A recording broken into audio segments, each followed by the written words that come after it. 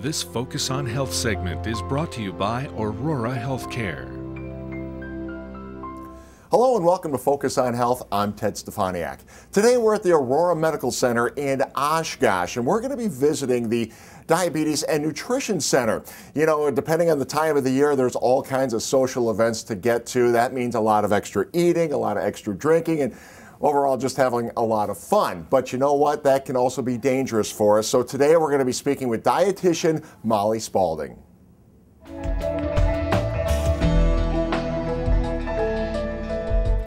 Well, thanks for joining us today. You know, people get so excited about parties, whether it's a holiday party or a birthday party or things, and there are so many great treats for people to eat. But what are some of the healthy tips you can give us to avoid getting into trouble from a dietitian standpoint? Well, the first thing we need to think about is that these social events, whether it's a birthday party, a holiday, it's really about the opportunity to see people, to share you know, kind of updates on what's been happening in our life. So I often encourage people to do that first, to not think of immediately running in the door over to the buffet table, but first starting with kind of greeting everybody and creating a really happy atmosphere.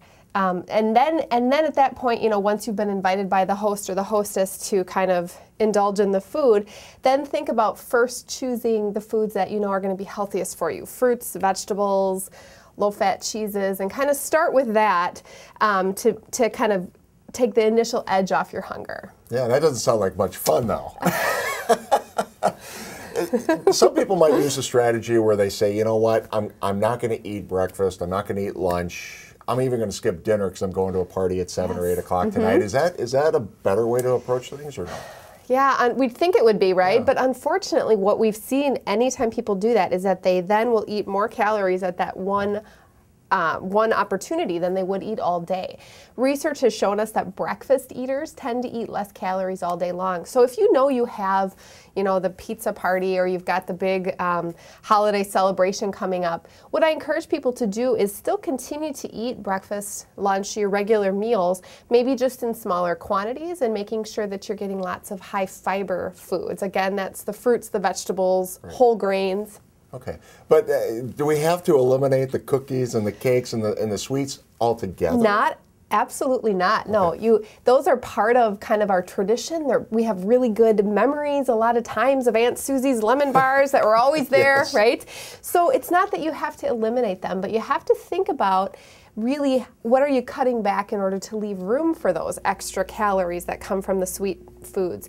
So it might be, you know, a little bit less of the meat that you would have had at supper or at that meal that time, or a little bit smaller scoop of mashed potatoes to leave room for that extra bite of chocolate bar. Sure. So does it help then to save a couple of calories during the day? I think so. Okay, absolutely. But you know, not completely. Not completely. Yeah. You know, you still want to give yourself some food throughout the day. Otherwise, you really kind of start messing up with your metabolism, and that's where we get into big trouble too. Okay. How about beverages? You know, there's a lot of sweet, fun drinks to drink during the holidays. Do we have to skip those? You know, there's ways to make them have less calories in them. One thing that I'll encourage people to do is kind of pick and choose. Do you want to spend, you know, if you have kind of like your Monopoly money, do you want to spend it on the sweets or do you want to spend it instead on a drink? So I'll encourage people, you know, skip the calories. Go for diet, go for sparkling water, maybe do a couple fruit juices that are diluted a little bit. So you're not spending a whole lot of calories on drinks and you're still getting yourself well hydrated, but then you leave a little extra wiggle room for those sweet treats. Right. You know, part of the holidays for a lot of us is traveling, and then we end up eating out, a lot of fast food restaurants, whatever you have when you're traveling, that can really mess up our diets as well. Absolutely, and we do a lot of that, especially now that airfare is so expensive. We're spending a lot of time in the car. So what I'll tell people is pack a cooler that has, you know, maybe some cheese, fruits, vegetables, yogurt.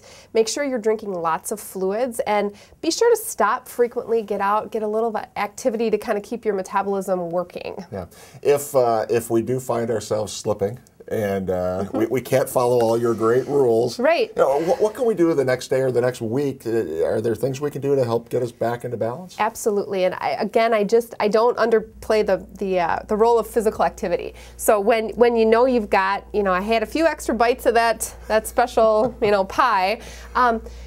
take a walk. If it's Christmas time, go outside after supper and look at the Christmas lights. If it's, springtime, maybe get outside and do a little bit more yard work. Kind of adding that physical activity to balance your scale, so to speak, your calorie scale. I think it's a really good alternative than always depriving ourselves of those special holiday or special social occasion foods that we indulge with. Sure. Any other special tips we should know going into these holidays and parties? Well, I think you have to remember that if you are invited to bring something healthy, so you at least know there's going to be one option there for you that you can take and you can enjoy.